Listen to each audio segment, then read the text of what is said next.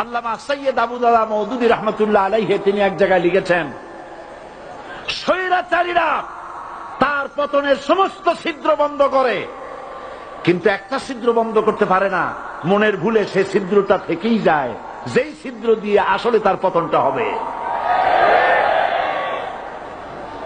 ক্ষমতায় গিয়ে মনে করে চিরকাল ক্ষমতায় থাকবো।